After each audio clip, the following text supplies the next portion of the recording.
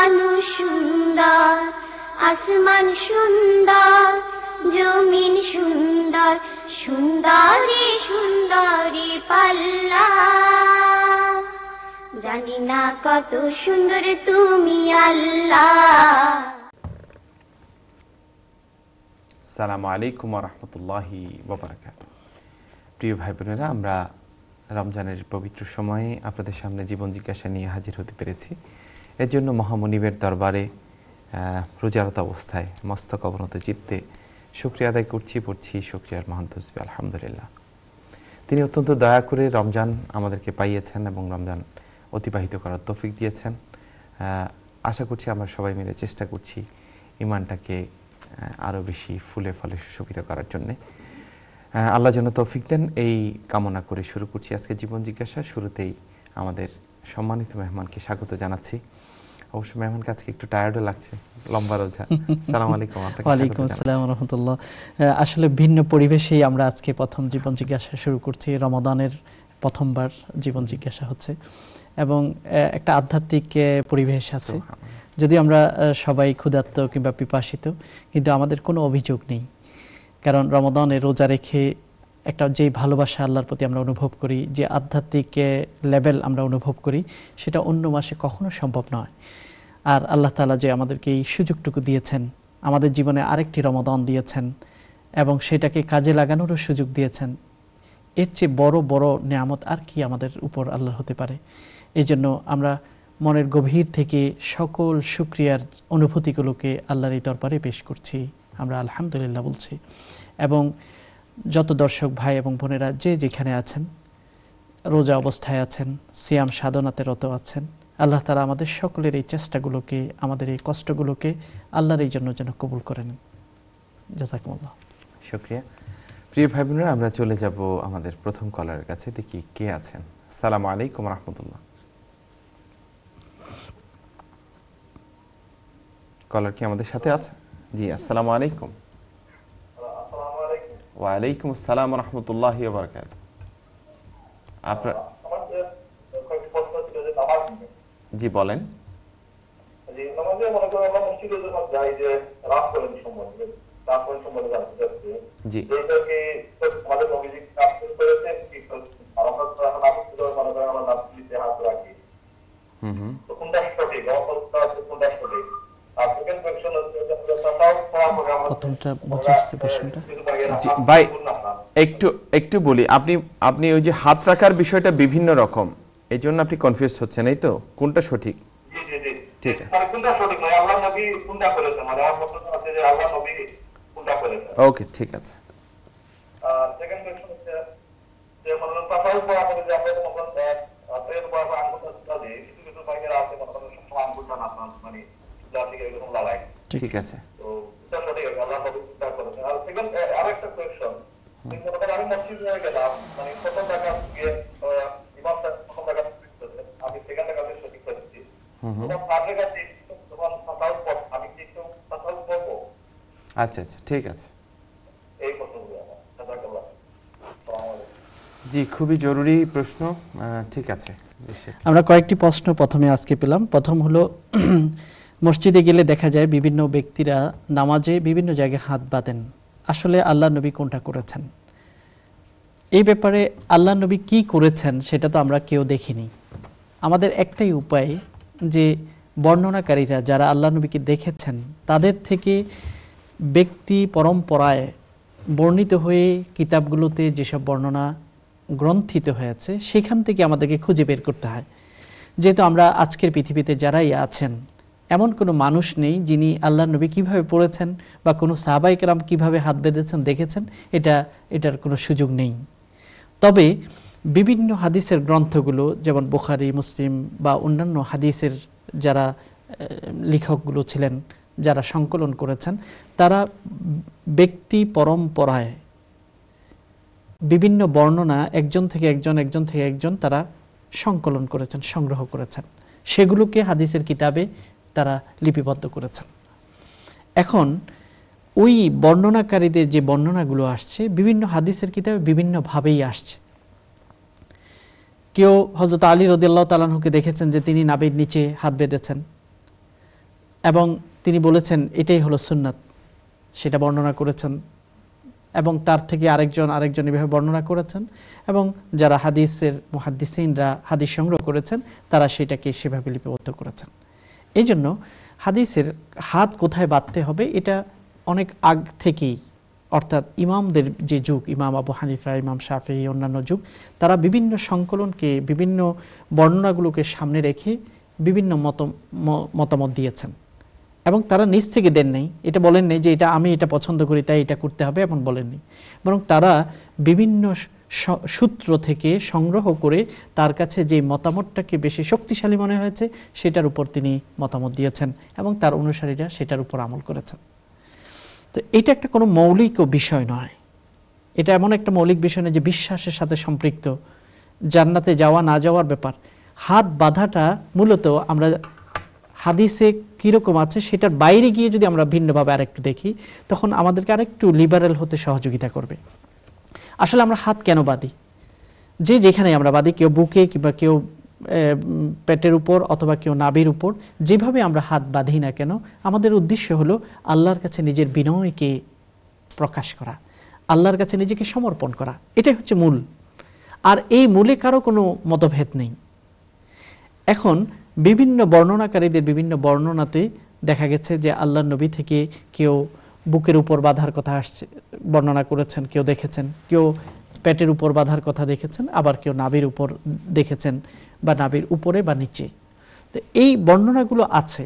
এখন আমরা এই সময়ে এসে, অনেক বছর পরে এসে, এগুলো নিয়ে অহেতুক বিতর্কতে বেশি মাত্রায় জড়িত হওয়ার দরকার নেই। আমরা জ্ঞানের জন্য সেগুলো চর্চা করে দেখতে পারি যে কোনটার পক্ষে কি কি হাদিস, কোন কিতাবের হাদিস আছে, সেটা আমরা পর্যালোচনা করে দেখতে পারি। কিন্তু মুখ্য বিষয় হলো আল্লাহর প্রতি নিজের বিনয়কে প্রকাশ করা। আমরা হাত বাঁধার মাধ্যমে সেটাকে প্রকাশ করি, আর সেই প্রকাশে কারো কোনো দ্বিমত নেই, যে যেভাবে পারছেন সেটাকে প্রকাশ করছেন। এই জন্য ব্যক্তিগতভাবে আমরা যেটা মনে করব সেটা হলো যে আমরা স্টাডি করি এই বিষয়গুলোকে। আপনি ইন্টারনেটেও যদি দেখেন তাহলে সেখানেও অনেক অথেন্টিক বইগুলো বা আর্টিকেলগুলো আছে যেখানে এই বিষয়টাকে বিশদভাবে বিভিন্ন হাদিসের উদ্ধৃতি সহ বর্ণনা করেছে। আমরা এখানে সময়ের সংক্ষেপের কারণে কোন কোন হাদিসের কিতাবে কোন কোন বিষয় আছে সেটাকে এইভাবে এখন বর্ণনা করতে পারছি না। তবে যে কোনো সময় একটা বিষয়, এই বিষয়টার উপর হয়তো আমরা আলোচনা করতে পারি। তবে আমরা টিভিতে এই বিষয়টাকে এত বেশিও ফোকাস করতে চাই না যে আমাদের চিন্তাটা শুধু হাত বাঁধা নিয়ে যেন ব্যস্ত হয়ে না পড়ে। আমাদের চিন্তা হলো হাত বাঁধার আরও পিছনে যাওয়া। হাত বাঁধার আরও পিছনে হলো আমাদের উপাসনা, আমাদের আরাধনা, আমাদের বিনয়, আমাদের ভক্তি এবং ভালোবাসা আল্লাহর কাছে পেশ করা। সেটাতে আমরা কতটুকু আছি? হাজার হাজার মুসলমান আছে তারা নিজেকে আল্লাহর কাছে সমর্পণ করছে না। এখন আমাদের দায়িত্ব হলো তাদেরকে কি করে আনবো। আমরা যারা আল্লাহর কাছে নিজেকে সমর্পণ করার জন্য মসজিদে এসেছি, আল্লাহর কাছে দাঁড়াচ্ছি, এখন যদি আমরা সকলেই আবার ব্যস্ত হয়ে পড়ি, না তুমি বুকের উপর রাখছো, নিচে নামো, যে নিচে রাখছে সে উপরে তুলো, তোমার নাভির উপরে কেন, নাভির নিচে দাও, এই যে মাপঝোপে যদি আমরা ব্যস্ত হয়ে পড়ি, কিন্তু আমরা মূল টার্গেট থেকে কিন্তু অনেক সরে যাব। এই জন্য টিভি প্রোগ্রামগুলোতে এই বিষয়গুলোকে আমরা অতটুকু ফোকাস করাতেও আগ্রহী নই। হ্যাঁ, একাডেমিক ডিসকাশনে যদি কখনো ঘরোয়া সেমিনার হয় বা সিম্পোজিয়াম হয় বা ক্লাস ডিসকাশন হয়, সেখানে এগুলোকে বিশদ একাডেমিক ডিসকাশন হতে পারে। এই জন্য প্রিয় ভাই আপনাকে বলছি এবং আপনার মাধ্যমে আমাদের অন্য সকল শ্রোতা এবং দর্শককে আমরা বলছি যে এই ব্যাপারে আমাদের খুবই উঠে পড়ে লাগা, এই ব্যাপারটাকে আমি বেশি অনুপ্রাণিত করতে চাই না। সেটাকে আমরা একাডেমিক কিউরিওসিটি হিসেবে নিতে পারি। তবে আমরা এটা নিয়ে যদি ব্যস্ত হয়ে পড়ি, হাজার মানুষ, যেটা 90% মানুষ 5 ওয়াক্ত নামাজ পড়েন না মুসলমানদের মধ্যেও, এবং প্রায় 60 to 70% মানুষ জুমা পড়েন, 30% জুমাই পড়েন না, অর্থাৎ তারা আল্লাহর কাছে সমর্পণই করছেন না। আমাদের ফোকাস হওয়া দরকার কি করে তাদেরকে এদিকে আনা যায়। এর বাইরে বিলিয়ন বিলিয়ন মানুষ আছে আল্লাহর উপর বিশ্বাসই করেন না সারা পৃথিবীতে, তাদেরকে কিভাবে আল্লাহর সাথে সংযোগ সৃষ্টি করা যায়, এই দরদটুকু, এই চিন্তাটুকু আমরা এই প্রোগ্রামে জাগ্রত করতে চাই। আমরা যারা আল্লাহর কাছে আসছি তারা আমরা কে কোথায় বাঁচছি এটা নিয়ে আমরা ব্যস্ত হতে চাই না। তারপরে আপনাকে বলবো যে একাডেমিক ডিসকাশনের জন্য এটাই আমাদের মনে রাখতে হবে, প্রতিটার ব্যাপারেই একটা না একটা দলিল আছে, হাদিসের সনদ আছে, এবং আহলে সুন্নাহ ওয়াল জামাআত যারা হকের উপর আছেন সবাই যে কোনো এক একটির উপর আমল করেছেন। এই জন্য অতিমাত্রায় এই বিষয়গুলোর প্রতি আমরা দৃষ্টি আকর্ষণ করতে চাই না। আমরা ব্যক্তিগতভাবে স্টাডি করে আমরা দেখব, তারপরে আমার কাছে যেটা বেশি শক্তিশালী মনে হয় সেটার উপর আমরা আমল করার চেষ্টা করব। দ্বিতীয় প্রশ্ন আপনি করেছেন, যখন আমরা তাশাহুদে বসি, আশহাদু আল্লা ইলাহা ইল্লাল্লাহ যখন আমরা বলি, তখন আঙ্গুলকে উঠানো এটা সুন্নাহ। আল্লাহ নবী এই ব্যাপারে উৎসাহিত করেছেন। কোনো কোনো হাদিস দ্বারা আমরা এটা আগে উদ্ধৃতি করেছি যে আঙ্গুলকে যখন আমরা তাশাহুদে তুলি, এটা অনেকটা শয়তানের জন্য তীর নিক্ষেপের মতো শক্তিশালী হয়, এটা তার জন্য খুবই জঘন্য হয়। এজন্য যেহেতু আমরা একত্ববাদকে প্রকাশ করছি এই আঙ্গুলের মাধ্যমে। তবে হাদিসে আছে ইউহাররিকু আসাবিআহু, আঙ্গুলকে নাড়ানোর কথাও আছে। এই জন্য হয়তো আপনি কাউকে দেখেছেন যে আঙ্গুলকে নাড়াচড়া করে। তবে আঙ্গুলকে নাড়ানো মানে এরকম খুব বেশি নয়, খুব হালকা, এরকম নাড়াচাড়ার কথাও আছে। এই জন্য এই আমলগুলোকে দেখে আমাদের বিব্রত হওয়ার বা এটাকে বিদআত বলার বা এটা শরীয়ত পরিপন্থী এরকম ভাববো না, বরং এটার পিছনেও হাদিসের উদ্ধৃতি আছে। তৃতীয় প্রশ্ন আপনি করেছেন যে দ্বিতীয় রাকাতে আপনি ইমামের সাথে জয়েন করেছেন, তারপরে ইমাম যখন প্রথমবার বসবে তখন আপনার এক রাকাতেই পড়া হলো মাত্র, কিন্তু ইমামের 2 রাকাত পরে তিনি বসে তাশাহুদ যখন পড়ছেন তখনও আপনি তার সাথে তাশাহুদ পড়বেন।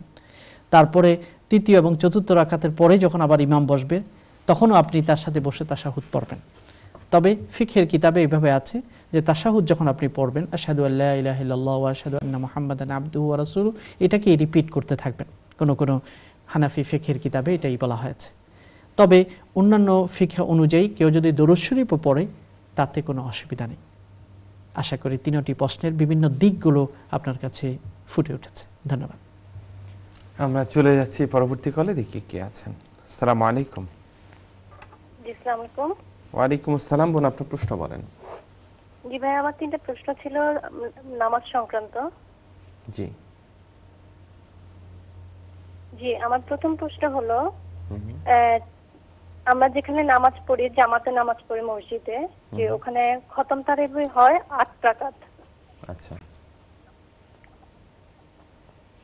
ঠিক আছে, বলেন। 8 রাকাতের পরে অনেক দীর্ঘ সময় নিয়ে। হ্যাঁ, এখন আমার প্রশ্ন হলো যে নরমালি আমরা আমাদের শেখদের কাছে জেনেছি যে 20 রাকাত পড়া উত্তম, এবং যত বেশি নামাজ তত বেশি সিজদা, রুকু, হ্যাঁ, এটা সওয়াবের অনেক বেশি সওয়াব। এখন আমার প্রশ্ন হলো যে বাসায় 20 রাকাত পড়া ঠিক হবে নাকি মসজিদে গিয়ে আমার জামাতের সাথে 8 রাকাত পড়া ঠিক হবে? এটা একটা। আর আমি যেখানে জামাত পড়ি সেখানে যেমন মাগরিব, এশা, তারাবি, বিতির একসাথে পড়া হয়। হ্যাঁ, ওখানে কোনো মাগরিবের 2 রাকাত সুন্নতে মুআক্কাদা এবং এশারের 2 রাকাত সুন্নতে মুআক্কাদা এগুলা পড়ানো হয় না, শুধু ফরজ 4 রাকাত পড়ানো হয়। এই ক্ষেত্রে একটু জানতে চাচ্ছি। ঠিক আছে, বল। জি ভাইয়া, জাযাকাল্লাহ। ধন্যবাদ বোন আপনাকে প্রশ্ন করার জন্য। প্রথম নম্বর হলো যে তিনি তারাবি নামাজ মসজিদে গিয়ে আদায় করেন, সেই মসজিদে 8 রাকাত দীর্ঘ সময় নিয়ে তারা তারাবি আদায় করে, খতমে কোরআন করে। এখন তার প্রশ্ন হলো যে তিনি 20 রাকাত আদায় করতে চান, ঘরে 20 রাকাত আদায় করা এটাই উত্তম হবে না মসজিদে গিয়ে 8 রাকাত আদায় করা এটা উত্তম হবে? এর উত্তর হলো যে 8 রাকাত না 20 রাকাত, এই বিতর্কটি একটি প্রাচীন বিতর্ক তারাবির রাকাত সম্পর্কে। মূলত আমরা যদি বুখারীর হাদিসের দিকে দেখি তাহলে দেখতে পাই আল্লাহ নবী যে ফজিলত গুণাগুণ বর্ণনা করেছেন সেখানে কি বলেছেন, মান কামা রমাদান ঈমানান ওয়া ইহতিসাবান গুফিরা লাহু মা তাকদ্দামা মিন যামবি, যারা রমাদানে দাঁড়িয়ে আল্লাহর ইবাদত করে, রাত জেগে আল্লাহর ইবাদত করে, ঈমান নিয়ে এবং আল্লাহর কাছে প্রাপ্তির আশায়, অন্য কোনো কিছু নয়, শুধু আল্লাহর কাছে পাবে কিছু, সেই আশায় যারা দাঁড়ায়, আল্লাহ তাআলা তাদের পুরস্কার হিসেবে বলেছেন গুফিরা লাহু মা তাকদ্দামা মিন যামবি, আগের সকল গুনাহকে আল্লাহ সব মুছে দেন, ক্ষমা করে দেন। তাহলে এখানে আল্লাহ নবী আমাদেরকে কি বলেছেন, রাতে জেগে যারা আল্লাহর দরবারে দাঁড়িয়ে ইবাদত করে, এটা তারাবিকে যেমন ইনক্লুড করে সেটা তাহাজ্জুদকে ইনক্লুড করে। এখানে রাকাতের বিশেষ কোনো উল্লেখ সেখানে নেই। মূল যে বিষয়টা সেটা হলো দীর্ঘক্ষণ দাঁড়িয়ে আল্লাহর দরবারে নামাজ আদায় করা। মসজিদে গিয়ে কোরআনে কারীমের খতম যদি পড়া সুবিধা থাকে, আপনি হাফিজ সুন্দর করে তেলাওয়াত করবেন, আপনিও শুনতে পারবেন, এবং সেফ সিকিউর পরিবেশ যদি মহিলাদের থাকে আপনার জন্য সেটাই উত্তম হয় যে আপনি কোরআনে কারীম দীর্ঘ সময় আপনি শুনলেন। কারণ এখানে 20 রাকাত যখন আমরা পড়ি তখন অনেক রাকাতের সওয়াব, অনেক রুকুর সওয়াব, অনেক সেজদার সওয়াব যেভাবে পাই, আবার 8 রাকাত যখন কোনো মসজিদে পড়া হয় এবং দীর্ঘ সময় নিয়ে, তখন কিন্তু দীর্ঘ কিয়াম হয়ে থাকে, দীর্ঘ কিয়াম, তুলুল কুনুত। স্কলারদের মধ্যে এই ব্যাপারেও বিভিন্ন মতামত আছে। কারো দৃষ্টিতে দীর্ঘ নামাজ, অল্প রাকাত ভালো, তবে দীর্ঘ সময় নিয়ে পড়াতে উত্তম। আর কারো কাছে বেশি দীর্ঘ না হলেও রুকু সেজদা যেখানে বেশি হয় অর্থাৎ সেটা উত্তম। তাহলে 8 রাকাত বা 20 রাকাতের মধ্যে মূল যে বিষয়টি, সেটা হলো আমি কত সময় আল্লাহর জন্য ব্যয় করছি। যেহেতু আপনার পার্শ্ববর্তী মসজিদে 8 রাকাতই পড়া হয় এবং কোরআনে কারীম সেখানে খতম হয়, একটা সুযোগ আছে, আপনি 8 রাকাত পড়েন। পরবর্তীতে আপনি বাসায় এসে আপনার এনার্জি থাকলে, সময় থাকলে আরও কিছু রাকাত পড়ে 20 রাকাত পরিপূর্ণ করে নিতে পারেন, কোনো অসুবিধা নেই। তারপর আপনি আরেকটি বিষয় বলেছেন যে ওই মসজিদে মাগরিব এশা তারাবি একসাথে পড়া হয়। মাগরিব এশাকে জয়েন করে পড়া বা জামা বাইনা সালাতাইন করা, এটা একটা মত আছে, একটা মাযহাব আছে, ওই হিসেবে তারা পড়ে। আপনি যদি একান্তই তাদের সাথে পড়েন সেভাবেই পড়বেন। যখন দুই নামাজকে একত্রিত করা হয়, যেমন সফর অবস্থায় করার ব্যাপার আছে অথবা অসুস্থতা অবস্থায় মাগরিব এশা একসাথে করা হয়, তখন কিন্তু আজ সুন্নত পড়া হয় না, মাগরিবের পরপরই এশা পড়তে হয়, মাঝখানে কোনো গ্যাপ সৃষ্টি করা যায় না। এই হিসেবেই তারা ওভাবে পড়ে। আপনি তাদের সাথে ওইটা জয়েন করে এসে বাকি নামাজগুলোকে আরও সময় নিয়ে আপনি পড়তে পারেন এবং তাহাজ্জুদের নামাজ নিজে নিজে পড়তে পারেন। এর মাধ্যমে আপনার রাত জাগার যে বিধানটি আছে, যার মাধ্যমে আমাদের গুনাহ ক্ষমা হবে, সেটা আমরা পেয়ে যাব। এই জন্য আমরা সবাই রাকাতের বিতর্কে জড়িত না হয়েও আবার আমরা বিতর্কের বাইরে যেতে চাই। আমরা শরীয়তের লক্ষ্যটা দেখতে চাই, ওই লক্ষ্যটা কতটুকু আমি অর্জন করতে পারছি সেটা বিষয়। রাকাতটা এখানে গৌণ, কিন্তু আমি কতটুকু রাত জেগে নামাজ আদায় করছি, আল্লাহর দরবারে নিজেকে সমর্পণ করছি, সেটাও এখানে কিন্তু একটা মুখ্য বিষয়।